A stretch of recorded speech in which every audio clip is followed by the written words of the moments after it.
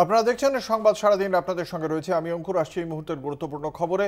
Mid day মিলে কাঁকড়া বিছে বাঁকুড়ার লক্ষ্মণপুর পরমহংস যোগানন্দ বিদ্যাপীঠের ঘটনা। খুব স্বাভাবিকভাবে এই ঘটনাকে কেন্দ্র করে বিক্ষোভ দেখান স্থানীয়রা। বিশদে জানবো, আমাদের সঙ্গে রয়েছেন আমাদের প্রতিনিধি বিশ্বনাথ ভট্টাচার্য। বিশ্বনাথ, কি জানা যাচ্ছে?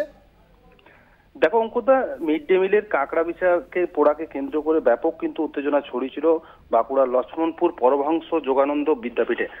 আজ সকালে যখন স্কুলের ছাত্রছাত্রীরা স্কুলে আসে এবং সেখানে যখন মিড ডে মিলের খাবার খায়, সেই সময় এক ছাত্রীর প্লেটের মধ্যে কিন্তু ভাতের সাথে কাঁকড়া বিছে লক্ষ্য করে সেই ছাত্রী এবং অন্যান্য পাশাপাশি যে ছাত্রছাত্রী রয়েছে তারা সকলেই।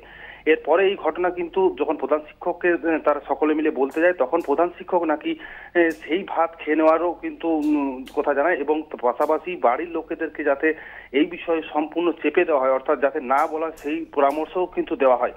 আর এই ঘটনা খবর চাউর হতেই অভিভাবকেরা কিন্তু বিক্ষোভের আজ উপচে পড়ে স্কুল চত্বরে। এরপরে কিন্তু প্রধান শিক্ষক স্কুলে তালা বন্ধ করে তড়িঘড়ি কিন্তু চলে গেলে স্থানীয় যে লক্ষ্মণপুর গ্রাম পঞ্চায়েত রয়েছে, সেই গ্রাম পঞ্চায়েতের সামনে কিন্তু বিক্ষোভে সামিল হন অভিভাবক থেকে শুরু করে স্থানীয় যারা মানুষজন সকলেই। এরপরই কিন্তু স্থানীয় ব্লক প্রশাসনের অর্থাৎ বিডিও অফিস এবং এসআই অফিস থেকে আধিকারিকরা এলে তাদেরকে ঘেরাও করেও কিন্তু ব্যাপক বিক্ষোভ দেখানো হয় এবং বিষয়টি নিয়ে কোনো পদক্ষেপ করা হবে বলে জানিয়েছে প্রশাসন। প্রশাসন বলেছে এই ধরনের ঘটনা যাতে আগামী দিনে না ঘটে তার জন্য কিন্তু সজাগ রয়েছে এবং এর পাশাপাশি এই সকল ছাত্রছাত্রী যারা খাবার খেয়েছিল তাদেরকে কিন্তু প্রাথমিক ট্রিটমেন্ট দেওয়ার জন্য কিন্তু অঙ্গীকারবদ্ধ হয়েছে। ধন্যবাদ। আমাদের সঙ্গে ছিলেন আমাদের প্রতিনিধি বিশ্বনাথ ভট্টাচার্য। আমরা এই বিষয়ে কি বলেছেন বিরোধী দলনেতা শুভেন্দু অধিকারী আমরা শোনাবো।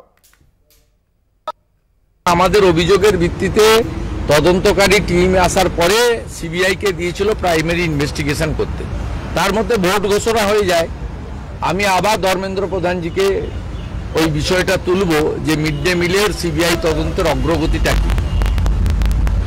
আমাকে নিজে বলেছেন তখনকার শিক্ষামন্ত্রী, আজকেরও শিক্ষামন্ত্রী, যে এটা fit case of the CBI.